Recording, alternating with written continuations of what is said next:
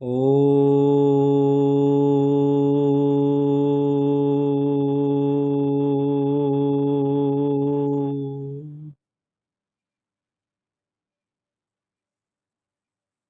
सभी भाइयों से निवेदन है कि हम इस कहानी में खोएं इससे पहले इस चैनल को सब्सक्राइब और लाइक करें।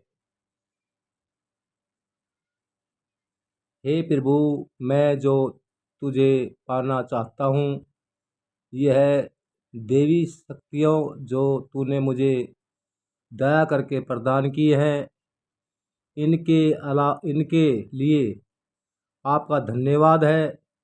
इन्हें अपने पास ही रखें।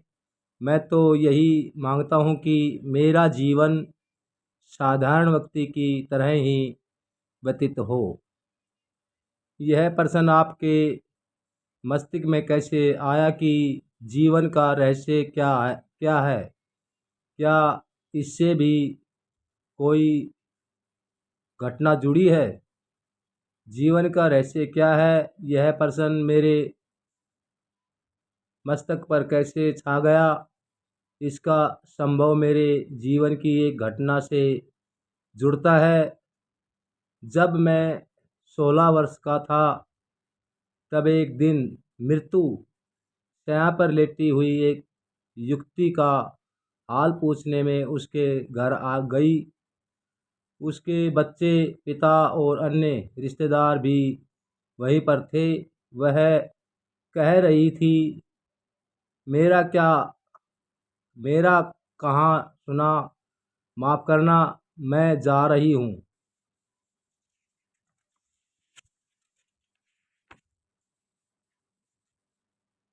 उस युवती के शरीर त्याग के पश्चात मैं सोच में पड़ गया। तरह तरह के प्रश्न दिमाग में उठने लगे। हम कहाँ से आए हैं और हमें कहाँ जाना है? ये सभी प्रश्न मेरे मस्तिष्क पर पूरी तरह से छा गए। और भी कई प्रश्न उठ खड़े हुए। कैसे?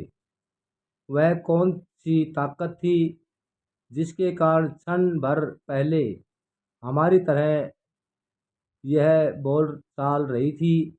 वह हम तो, लेकिन इसमें से निकली गई वह मिट्टी का ढेर होकर रह गई। सिख नीति विराज के अनुसार हम मृतक के शमशान घाट भूमि ले गए। मैं सारे रास्ते यही सोचता रहा कि वह क्या है जो इसके शरीर से निकल गया, किंतु मैं निश्चित निर्णय कर नहीं पहुंचा सका था। शमशान भूमि पर पहुंचकर मन को और भी ज़्यादा चोट लगी। वहाँ पर एक स्मारक भी था जिस पर लिखा लिखा था, शमशान घाट पर। स्मारक के अलावा क्या कुछ और भी था जिसने आपके मन को चोट पहुंचाई? ओ जाने वाले, कभी हम भी तेरी तरह जमीन पर चलते फिरते थे, लेकिन आज खाक होकर पांव तले दबे पड़े हैं। शमशान घाट पर मैंने यह भी देखा कि एक बूढ़े का शव चिता पर रखा था। उसे देखकर मन से विचार आया कि मौत नौजवान और वृद्ध में कोई फर्क नहीं देखती। जो आया है उसे जाना है।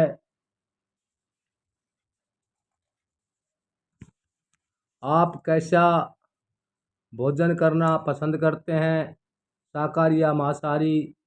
क्या आपके परिवार के लोग आपको मांसाहारी भोजन खाने के लिए नहीं कहते? मैं मुर्दा चीज़ें खाकर अपने पेट को शमशान घाट नहीं बनाना चाहता।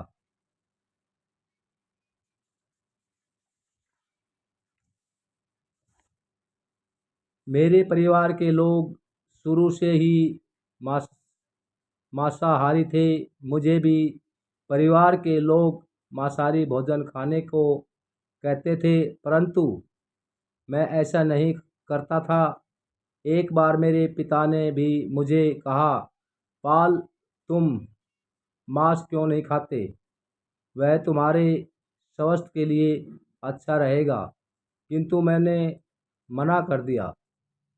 जब आप ध्यान पर बैठते थे तो अंतर में आपको क्या नज़र आता था? आपको किस प्रकार की अनुभूति होती थी? ध्यान पर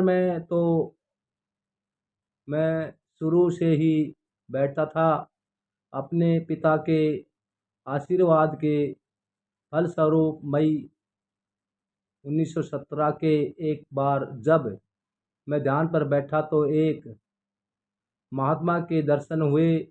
मुझे लगा कि वे गुरु नानक साहिब हैं। उन्होंने मुझसे बात की और मुझे दिव्य मंडलों की सैर पर ले गए।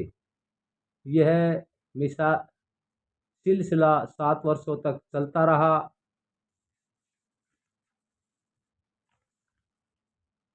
एक सच्चा गुरु अंतर में अपने शिष्य को कब दर्शन देता है? अपने किस दिन अपने गुरु के दर्शन के किए? अपने गुरु से मिलकर क्या महसूस किया?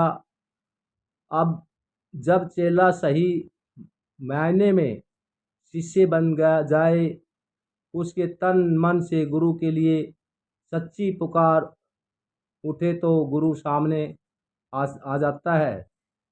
बस बसंत पंचमी के दिन फरवरी 1924 बाबा सावन सिंह जी के चरणों में पहुंचा।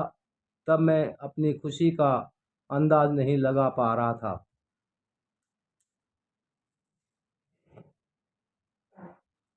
क्या आपने अपने भाई को अपने गुरु के बारे में बताया? मैंने अपने भाई को पत्र लिखा। मैंने पूर्ण गुरु पा लिया है। आप भी आ जाओ।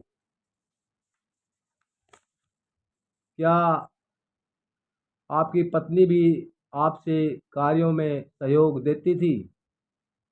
समाज सेवा के कार्यों में मेरी पत्नी मेरी बहुत सहायता करती थी। विशेषताएं, जब इप्लूज की महामारी फैली तो उन्होंने मेरे साथ रोगियों की बहुत सेवा की। आश्रम की स्थापना 1951 में हुई। इसका नाम अपने गुरु की याद में था। ओ